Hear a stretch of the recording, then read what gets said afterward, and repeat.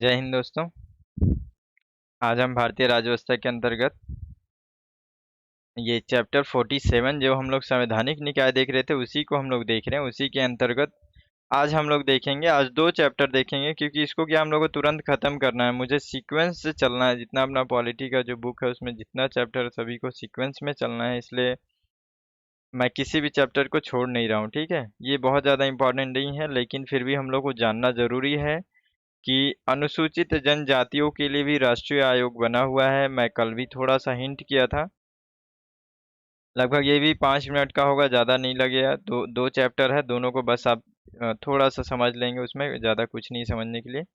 चलिए देखते हैं। सबसे पहला ये चैप्टर है जो 47, इसमें है अनुसूचित जनजातियों के लिए राष्ट्रीय आयोग। ये अनुसूचित, यहाँ पे जनजाति जो है ना, बस हम लोग पहले देखे थे अनुसूचित जातियों के लिए राष्ट्रीय आयोग, और ये है अनुसूचित जनजातियों के लिए राष्ट्रीय आयोग। देखिए इसमें देख लेते हैं इसको तुरंत। राष्ट्रीय अनुसूचित जाति आयोग की तरह राष्ट्रीय अनुसूचित जनजाति आयोग भी एक संवैधानिक निकाय है। इसका गठन जो है, देखिए इससे पहले जो जाति आयोग है उसको 338 के तहत गठन किया गया था और इसको 338 क के तहत गठन किया गया है, बस इतना ही डिफरेंट है।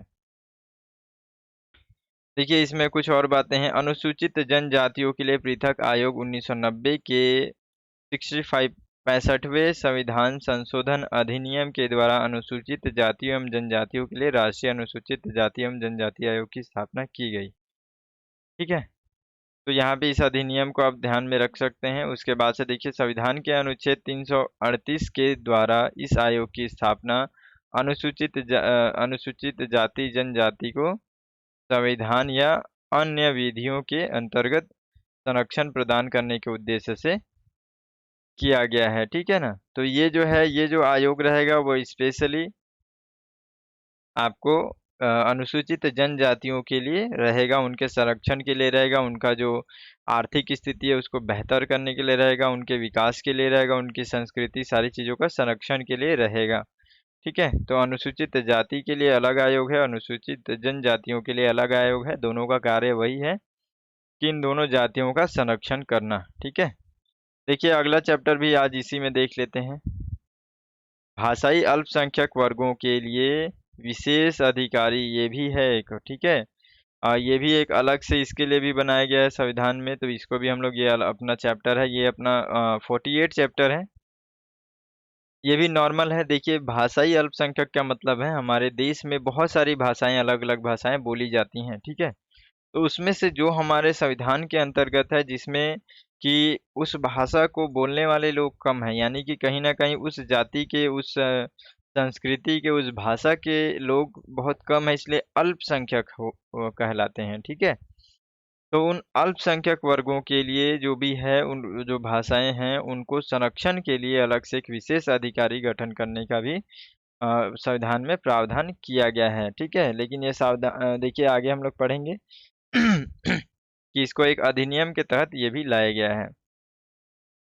देखिए संवैधानिक उपबंध मूल रूप से भारत के संविधान में भाषाई अल्पसंख्यक वर्गों के लिए विशेष अधिकारी के संबंध में कोई प्रावधान नहीं है, लेकिन उसके बाद देखिए राज्य पुनर्गठन आयोग के द्वारा ये 1953 से 55 में, ठीक है, इस संबंध में सिफारिश किया गया। उसके बाद से 1956 में 7वें संविधान संशोधन अधिनियम के अनुसार संविधान के भाग 17 में अनुच्छेद 350 ख जोड़ा गया और उसके बाद से, जोड़ने के बाद से ये क्या हुआ, ये अस्तित्व में आया। तो इसमें क्या होगा, अल्पसंख्यक जितने भी भाषाएं हैं उनका संरक्षण के लिए एक अधिकारी रहेगा, बस नॉर्मल इतना ही जानना है। ठीक है, उसके बाद से देखिए संविधान के अंतर्गत क्या लिखा गया, उस जब जोड़ने के बाद जो राज्य पुनर्गठन अधिनियम जोड़ा गया उसमें उसके तहत ये जो लाया गया, उसके बाद इसमें क्या है, भाषाई अल्पसंख्यक वर्गों के लिए एक विशेष अधिकारी होगा जिसकी नियुक्ति राष्ट्रपति करेगा। ठीक है, अभी तक हम लोग जो भी देख रहे हैं सब राष्ट्रपति ही कर रहे हैं ना। विशेष अधिकारी का यह कर्तव्य होगा कि वह संविधान के अधीन भाषाई अल्पसंख्यक वर्गों के लिए उपबंधित रक्षोपाय से संबंधित सभी विषयों का अन्वेषण करेगा। वह राष्ट्रपति को ऐसे सभी मामलों की रिपोर्ट करेगा जिनमें राष्ट्रपति प्रत्यक्ष रूप से हस्तक्षेप कर सकता है। ठीक है। राष्ट्रपति ऐसे सभी प्रतिवेदनों को संसद के प्रत्येक सदन के समक्ष रखवाएगा और संबंधित राज्यों की सरकारों के पास भी भिजवाएगा। यानी कि ये सारा चीज राष्ट्रपति के अंदर आता है। ठीक है। इनसे रिलेटेड जितने भी रिपोर्ट्स हैं वो राष्ट्रपति सदन में रखते हैं और फिर उन पर चर्चा होता है। तो देखिए ये जो अधिकारी जो है अल्पसंख्यक के अधिकारी बनाने का उद्देश्य भी देख लेते हैं संविधान के अंतर्गत। देखिए इसका उद्देश्य सबसे पहले समावेशी विकास तथा राष्ट्रीय अखंडता के लिए भाषाई अल्पसंख्यकों के लिए समान अवसर उपलब्ध कराना।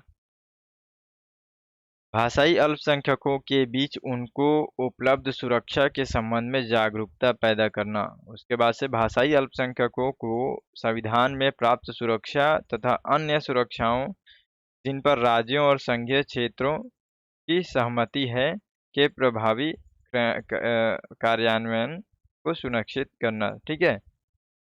ये सारी चीजें जो हैं भाषाई अल्पसंख्यकों की सुरक्षा से संबंधित शिकायतों का निवारण करना। तो ये इस उद्देश्य से बनाया गया। मुख्य रूप से आपको बस इतना ही ध्यान में रखना है कि जो इसका बनाने का उद्देश्य था, जो भी अल्पसंख्यक जो संस्कृति है, जो भाषाएं हैं, उनको संरक्षण करने के लिए बनाया गया। ठीक है। तो इस तरीके से ये भी हमारा चैप्टर खत्म हो गया। जितना है, जितना ज़्यादा समय हम लोग कम दे सकें इसलिए मैं थोड़ा सा फास्ट पढ़ा रहा हूँ। ठीक है। फिर अगले दिन अगले वीडियो में मिलेंगे। इसी तरीके से आप भी कंटिन्यू चलते रहिए। ठीक है। तो फिर मिलते हैं अगले वीडियो में। तब तक के लिए जय हिंद।